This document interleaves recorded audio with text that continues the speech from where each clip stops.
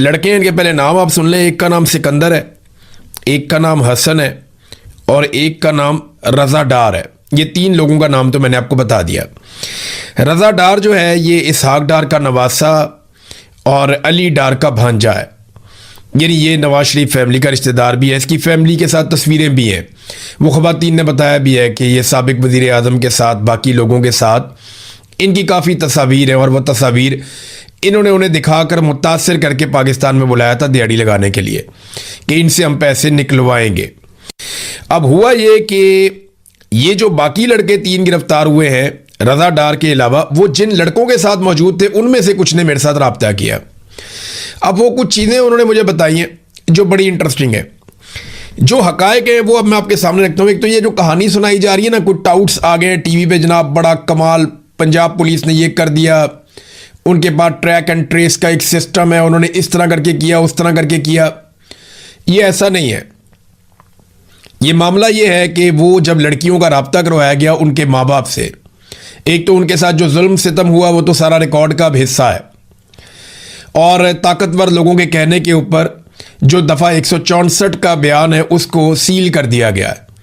वो ख़वातीन जो कुछ बताकर गई हैं वो चीज़ सील कर दी गई है और अब केस को दबाने की कोशिश की जा रही है, क्योंकि इसके पीछे शरीफ ख़ानदान का क्योंकि बीच में नाम आ गया है, उनके लोगों का नाम आ गया, लिहाजा आपको पता है, आइडिया आपको है कि फिर क्या होता है। देखिए ना, इसहाक डार का दफ्तर तो इस्तेमाल हुआ वीज़ों के लिए और वहीं से ये कहानी शुरू होती है। जब वो लड़कियों ने अपने वालिदैन से रब्ता किया तो वो जो डच लड़की थी उसने अपनी ज़ुबान में कोई कोड बताया वालिदैन को और उन्होंने फिर रब्ता किया एम्बेसी के साथ। मामला बड़े गर्म हो गए, फौरी तौर पे सिस्टम मुतहर्रिक हो गया और फिर अली डार ने मुबैना तौर पे रब्ता किया उन लड़कों से। अब ये बात उन लड़कों की है जो लड़के गिरफ्तार हुए हैं और उन लड़कों ने ये बात अपने दोस्तों को बताई, अपने करीबी लोगों को बताई और वहीं से उठकर वो फिर बाद में गिरफ्तारी देने के लिए भी गए। और उस वक्त भी अली डार उनसे राब्ते में था, जो इसहाक डार का बेटा है और जो इस वक्त पंजाब के अंदर एक मिनिस्टर भी है। तो अली डार ने राब्ता किया इन लड़कों को कि मुझे एग्जैक्ट लोकेशन अभी भेजो उस जगह की और तुम फौरी तौर पे वहां से निकलो। तो उन लड़कों को अली डार साहब ने मुबैना तौर पे वहां से निकाला और वहां पे जो लोकेशन है वो भी मंगवाकर पुलिस को दी। फिर पुलिस जब वहां पे पहुंची तो वहां सिर्फ लड़कियां थी, उनको बाजियाब करवा लिया गया। बस सादी बात यह है, लड़कियां इस तरीके से बाजियाब हुई हैं। वो लड़के वहां पे नहीं थे, पुलिस ने कहा जी हमें बंदे चाहिए। फिर उनमें से एक लड़के को अली डार का फोन आता है और अली डार उस लड़के को कहते हैं कि यार कोई बंदा फिर तैयार करो अपनी जगह पे जो ये इल्ज़ाम अपने सर के ऊपर ले ले तो तुम्हारी बचत है। और वो बेचारा इधर उधर फ़ोन शून करता है, भाग दौड़ करता है, बेचारा तो नहीं है, जालिम लोग हैं, तो उसको कोई बंदा नहीं मिलता। तो दोबारा अली डार का रब्ता होता है तो वो कहता है यार तुम फ़ौरन जाओ और जाके SSP तौकीर को मिलो और फिक्र ना करो, ठीक हो जाएगा सब कुछ। अब जो होना था वो हो गया है, जाओ जाकर SSP तौकीर को मिलो। भागने दौड़ने का फ़ायदा कोई नहीं है, जाकर वहाँ पे गिरफ्तारी दो, हम मामलात को देखते हैं, मामला ठंडा हो जाएगा।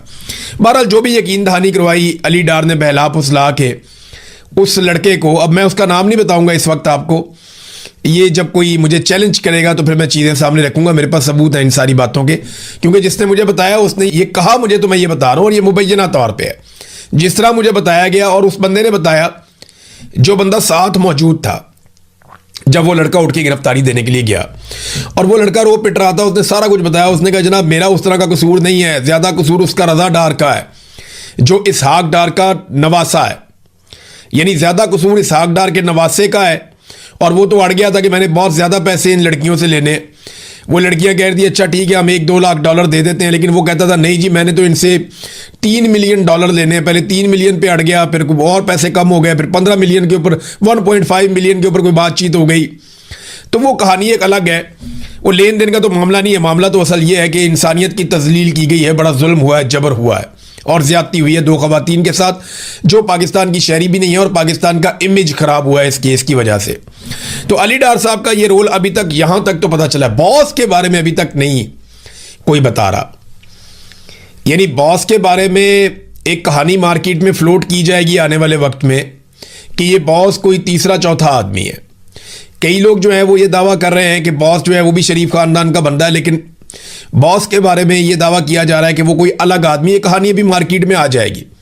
लेकिन असल बात यह है कि उसको गिरफ्तार करके सामने लाया जाए। अब बंदे अरेंज किए जा रहे हैं इस तरह के जो आकर ये इल्ज़ाम अपने ऊपर लें। कहानी जो नहीं आएगी ना, वो पता क्या आएगी, मैं आपको बता देता हूं कि जनाब ये जो लड़के हमने गिरफ्तार किए हैं ना, ये कहानी मैं आपको बता रहा हूं जो तैयार हो रही है, और बाकायदा एक जगह बैठ के कहानी तैयार हुई है कि ये जो लड़के अभी गिरफ्तार हमने किए हुए ना, इनका इतना बड़ा किरदार नहीं है, इनका तो लेन देन का मामला था, तो ये तो रिकवरी करना चाहते थे, तो इन्होंने कुछ लोगों को बुलाया खवातीन पे सख्ती करने के लिए, ये वहां से चले गए। खवातीन के साथ पता नहीं उन लोगों ने क्या किया, वो जो भी उन लोगों ने खवातीन के साथ किया उसमें इन लड़कों का कोई किरदार नहीं है। अब ये कहानी इस तरह ट्विस्ट देने की कोशिश की जाएगी। खवातीन को खरीदने की भी कोशिश की जा सकती है, बहुत मुमकिन है इसके लिए भी कोशिश की जाए, लेकिन बॉस के बारे में अभी तक कोई नाम सामने नहीं आया। और ये लड़के गिरफ्तारी से पहले जहां मौजूद थे वहां मेरा किसी से रब्ता हुआ, और पहले कहा गया अपनी जगह बंदा तैयार कर लो, फिर कहा गया जाके एसएसपी तौकीर से मिल लो, थोड़ा बर्दाश्त करो, मामला जो हैं वो हल हो जाएंगे, कुछ नहीं होता तुम्हें, तो ये मामला ठंडा हो जाएगा आहिस्ता आहिस्ता। अब एक और खबर मेरे पास ये है कि इन लड़कों में जो एक कमज़ोर लड़का है निस्बतन, जिसके पीछे आने वाला कोई नहीं है बाद में, मुझे एग्जैक्टली उसका नाम पता है लेकिन मैं फिलहाल किसी वजह से नाम नहीं ले रहा, इनमें जो निस्बतन कमज़ोर लड़का है, ये उस लड़के पे सारा मुद्दा डालना चाहते हैं कि वो जो बाकी बदमाशों को लेकर आया था वो लड़का लेकर आया था, और ये जो जुल्म और जबर वाली सारी कहानी है इसके पीछे भी वो लड़का है, तो ये जो बड़े और ताकतवर लोग हैं ये इससे बच जाए, बॉस का किसी को पता ही ना चले। तो अब ये कहानी इस तरफ को जा रही है, देखते हैं आने वाले वक्त में इसके अंदर और क्या निकलता है। ये वो तफसीलात हैं जो अब मेरे पास थी, मैंने आपके साथ शेयर कर दी हैं। बहुत सारी चीज़ें और भी हैं, लेकिन ये केस खराब हो जाएगा। पुलिस जो कर रही है ना, वो जो करती चली जाएगी वो बाहर निकलता जाएगा, क्योंकि बहुत सारे लोग अब हमारे साथ राब्ते में हैं और वो बता रहे हैं कि यहाँ पे क्या ज्यादती और क्या जुल्म हो रही है। वो भी उन्होंने बताया कि जिस किस्म की वीडियोज है, वो दो लड़कियों के जो बयानात हैं, वो जो उनका दफ़ा 164 का बयान है, ये सारी चीज़ें अगर मंजरे आम पे आ जाए तो भूचाल आ जाएगा। नाज़रीन, ईरान के अंदर एक बड़ी डेवलपमेंट आपको पता है हो रही है। शहीद आयतुल्लाह अली खामनाई की शहादत के बाद अब उनकी तदफीन का मरहला आ गया है। देखिए, शहीद हुए थे वो आज से कई महीने पहले, 28 तारीख थी फरवरी की, जब अमेरिका ने अटैक किया था। आयतुल्लाह अली खामनाई शहीद हो गए थे, और अब जुलाई का महीना शुरू हो चुका है, यानी मार्च, अप्रैल, मई, जून, 4 महीने गुजर गए और 5वें महीने में उनकी तदफीन हो रही है। ये बहुत देर के बाद तदफीन की जा रही है। इसकी वजूहात भी हैं कि इस बीच में जंग लगी रही, बड़ी गैर मुतवक्के सूरत हाल थी, उन्हें इस बात का डर था कि हम जब तदफीन का मरहला आएगा तो कोई अटैक ही ना हो जाए, कोई और मामलात ना हो जाएं। बहरहाल पहले मुज़ाकरात वगैरह हुए और उसके बाद जब चीज़ें कुछ नॉर्मलाइज हुई तो अब तदफीन की जा रही है। 100 के करीब ममालिक से लोग वहाँ पे गए हैं ईरान में। अरब ममालिक के बारे में ये खबर दी गई अमरीकी मीडिया में, और ये दावा किया गया कि अरब ममालिक को अमेरिकन सरकार ने इन्फ्लुएंस करने की कोशिश की कि आप लोगों ने नमाज जनाजा में नहीं जाना और आप ईरान से अपने आप को डिस्टेंस करें, वरना अमेरिका के साथ आपके मामलात अच्छे नहीं होंगे। अब इस किस्म की खबरें रिपोर्ट हुई, लेकिन इसके बावजूद सऊदी अरब से भी वफद गया और ममालिक से भी गया।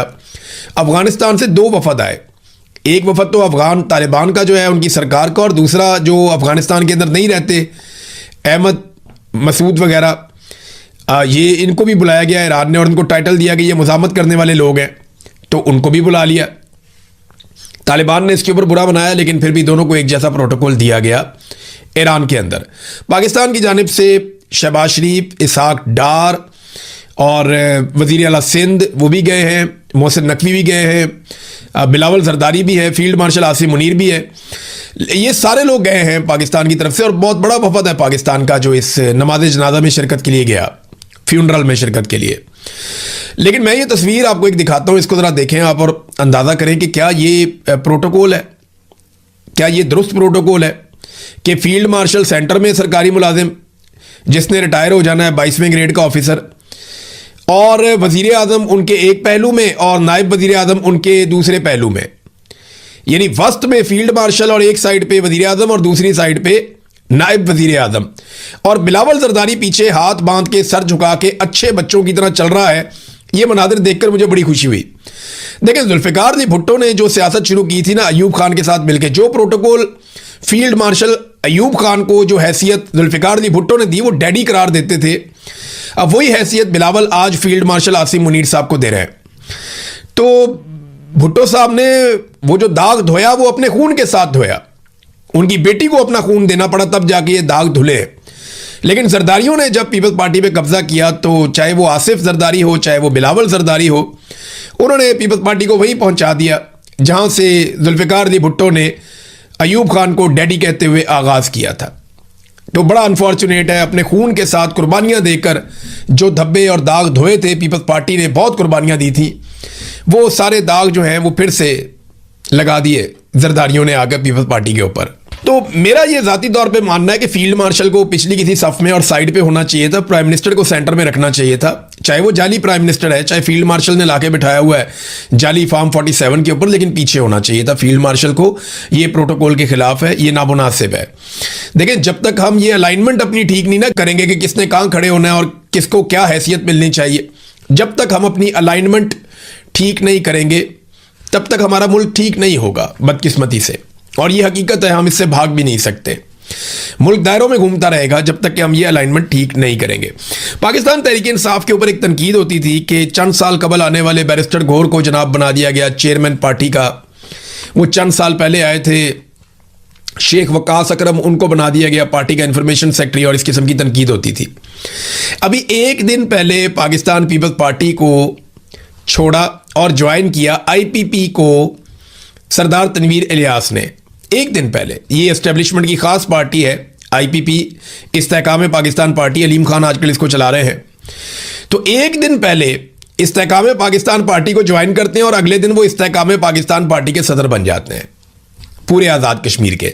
है ना इंटरेस्टिंग? तो पाकिस्तान तहरीक इंसाफ पे जिन बातों पर लेकर तनकीद की जाती है मीडिया में, बाकियों के लिए वो क्राइटेरिया उतना सख्त है ही नहीं। ये बड़ा अनफॉर्चुनेट है। हुकूमत ने अवाम को रिलीफ देना था, पेट्रोलियम मसनूआत की कीमतों में बड़े दावे और वादे किए जा रहे थे, बड़ी बातें की जा रही थी, लेकिन एक मरतबा फिर अवाम को पेट्रोलियम मसनूआत की कीमतों में कोई रिलीफ नहीं दिया गया।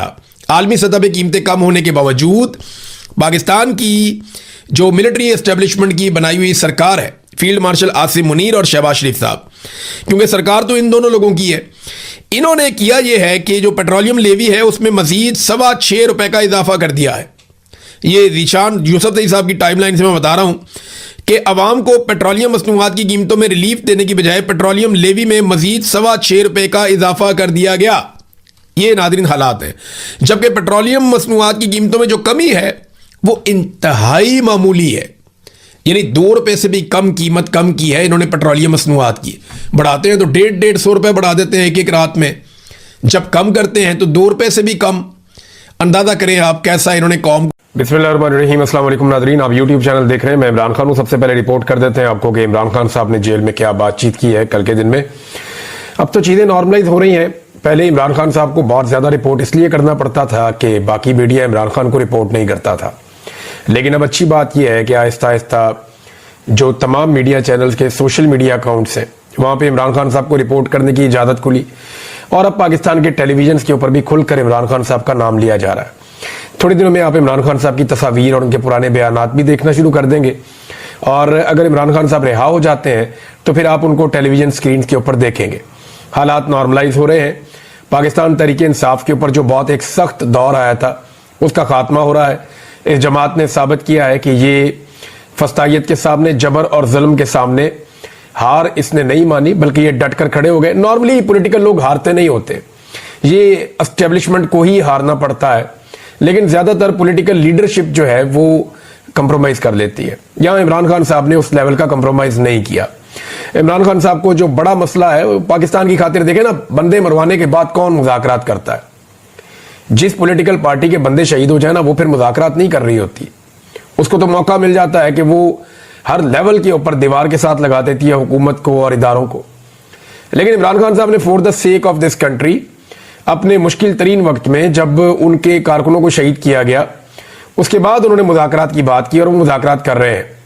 और वो ये कहते हैं कि मुल्क की खातिर तो मैं बात करने के लिए तैयार हूं, मेरे साथ बैठो, कोई हल निकाल देते हैं चीज़ों का। हालांकि जब 25 मई हुआ था 2022 में, जब बहुत टार्चर हुआ था इमरान खान साहब की पार्टी के ऊपर, बड़ा जुल्म हुआ था, तो उस वक्त भी इमरान खान साहब ने एक बात कही थी। तब भी उन्होंने कहा था मुज़ाकरात करने के लिए मैं तैयार हूं, नवाज शरीफ को मिलकर कुछ सहाफ़ी आए थे सीनियर, इमरान खान साहब के पास प्रपोजल लाए थे, लेकिन वो मियाँ साहब की तरफ से नहीं थी। वो खुद से एक एफर्ट कर रहे थे कि जी फौज के रोल को महदूद किया जाए। तो इमरान खान साहब ने कहा था जी ठीक है, 3 चीज़ों के लिए तो मैं रेडी हूँ। नंबर 1, फौज के किरदार को महदूद किया जाए, यानी वो उनका सियासी किरदार हमेशा के लिए ख़त्म किया जाए। अपॉइंटमेंट का जो तरीकाकार है उसको ऐसा स्मूथ किया जाए कि ये सियासत जो है इदारे के अंदर ये ख़त्म हो जाए। नंबर 2, इमरान खान साहब ने कहा था कि इकॉनमी के ऊपर सियासत बंद कर दी जाए, एक ऐसा चार्टर बना दिया जाए इकॉनमी का जो हमेशा चलता रहे और इसके ऊपर जो भी अपोजिशन पार्टी हो वो सियासत का निशाना ना बनाए, क्योंकि ये पाकिस्तान की एक बड़ी कमजोरी है इकॉनमी जो है। लेकिन फिर इमरान खान साहब ने 2 और चीजें भी रखी थी। एक तो उन्होंने कहा था कि इलेक्शन का एक तरीकाकार तय कर लिया जाए, साफ और शफाफ इलेक्शन पाकिस्तान में होना चाहिए, इसको यकीनी बनाया जाए ताकि आइंदा होने वाले इलेक्शनों के ऊपर कोई उंगली ना उठाए।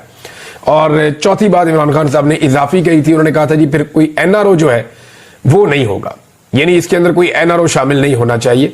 इन उसूली चीजों के ऊपर मैं बात करने को तैयार हूं। लेकिन फिर ये ऑफर जो है वो जो हुकूमती जमातें हैं वो इसके ऊपर दे, तो मैं बतौर अपोजिशन लीडर मुझे कोई एतराज नहीं है। मैं आज अपोजिशन में हूं लेकिन मुझे कोई एतराज नहीं है, मैं इसके लिए काम करने के लिए तैयार हूं। इस आमराना दौर में शख्सी आज़ादियों के खात्मे, बुनियादी कानूनी हुकूक की पामालियों और इदारों की तबाही ने मुल्क के न सिर्फ समाजी और सियासी निज़ाम बल्कि कानूनी और माशी निज़ाम को भी दरम बरम कर दिया है। जिस भोंडे अंदाज में खालिद खुर्शीद को 34 साल कैद की सजा सुनाई गई, उससे साबित होता है कि मुल्क में रूल ऑफ लॉ का खात्मा हो चुका है और गैर एलानिया बदतरीन आमरीत का राज है। यानी इलेक्शन कमीशन ऑफ पाकिस्तान की तौहीन करने या उसको धमकी देने के ऊपर, किसी को धमकी के ऊपर कैसे 34 साल कैद की सजा हो सकती है?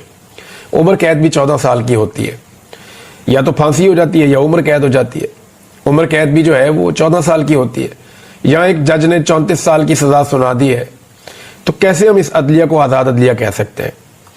इमरान खान ने कहा कि वकला तहरीक से पहले भी हम फौज की सियासत में मुदाखलत के खिलाफ भरपूर तनकीद करते थे, लेकिन तब कोई एजेंसी अपने शहरियों को इस तरह नहीं उठाती थी और आईनी अदालत बनाकर पूरी अदालती निज़ाम को तबाह कर दिया गया है और काजी फायजीसा की बाकियात को अदालती निज़ाम का कब्जा दे दिया गया है ताकि काजी की रवायत बरकरार रखते हुए अदालती फैसले GHQ के जेर असर करवाए जा सकें। मेरे खिलाफ पिछले साल भी 4 गैर कानूनी फैसले दिए गए थे। सोमवार को अलकादर केस का फैसला भी वैसा ही तवक्को कर रहा हूं। यानी पीर को फैसला आना है इमरान खान साहब के खिलाफ, क्योंकि जेल का ये रिकॉर्ड है कि जेल में जितने भी फैसले आए वो इमरान खान साहब के खिलाफ ही आए। अब ये फैसला इमरान खान के हक में तो आ नहीं सकता, शवाहिद तो है नहीं, सबूत भी है नहीं, लेकिन जज ने जब जेल जाके ट्रायल करना है इमरान खान साहब का, तो उसने फिर तो सजा इमरान खान साहब को ही देनी है ना, क्योंकि निज़ाम इमरान खान साहब का दुश्मन है। लेकिन इस वक्त निज़ाम फंसा हुआ है कि इस आदमी को बाहर कैसे निकालना है, ये भी एक प्रॉब्लम है। तो अलीमा खान ने कहा कि ये डरे हुए हैं, ये दबाव डाल रहे हैं कि इमरान खान माफी मांगे। इमरान खान क्यों माफी मांगे? ये समझते हैं कि लोग ऐसे डर जाएंगे, मगर ये खुद अंदर से डरे हुए हैं। फिर अलीमा खान साहबा ने एक और बात की, और वो बात उन्होंने कही एस्टेब्लिशमेंट के हवाले से ही। उन्होंने कहा जी कि एस्टेब्लिशमेंट इमरान खान से डरती है, एस्टेब्लिशमेंट में जरूरत नहीं है कि जाकर इमरान खान से मुलाकात करे। एस्टेब्लिशमेंट में अगर जरूरत होती तो वीलॉगर से मुलाकात की खबरें ना चलवाती, बल्कि इमरान खान से मिलकर दिखाती। लेकिन वो इमरान खान से मिल नहीं पा रहे। ये इमरान खान साहब की बहनें जो है बड़ी अग्रेसिवली आई हैं, और एक जो इमरान खान साहब का भांजा है वो तो जुडिशल हो गया, अब वो उम्मीद कर रहे हैं कि उसको बेल मिल जाएगी। दूसरा भांजा जो है वो कल या तो जुडिशल हो जाएगा या उसको डिस्चार्ज किया जाएगा, उसको पेश किया जाएगा जब अदालत में। तो ये शेरशाह वाला मामला था, मैंने आपके सामने रख दिया। इमरान खान साहब जो है वो एक बहुत बड़ा मसला बने हुए हैं पाकिस्तान की एस्टेब्लिशमेंट और हुकूमत के लिए। ये कहीं भी हो, कोई भी मसला हो, ये इमरान खान को नहीं भूलते। सैलाब आ जाए, सलामत खान में जाए, इनको इमरान खान याद आता है। इंटरनेशनल फोरम पे जाए, इमरान खान याद आता है। लोकल फोरम पे आए, इमरान खान याद आता है। हर जगह पे ये इमरान खान के बगैर कुछ नहीं कर सकते। वजह यह है कि इमरान खान ने पाकिस्तान की मिलिट्री एस्टेब्लिशमेंट को और पाकिस्तान की हुकूमत को एक फोबिया में मुब्तला कर दिया है। हर वक्त उनके दिमाग में ये घंटी बजती रहती है कि ये बच गया तो हमें नहीं छोड़ेगा, ये बच गया तो हमें नहीं छोड़ेगा, ये बच गया तो हमें नहीं छोड़ेगा। उनके दिमाग में ये घंटी हर वक्त बजती रहती है और वो इमरान खान से खौफ खाते रहते हैं।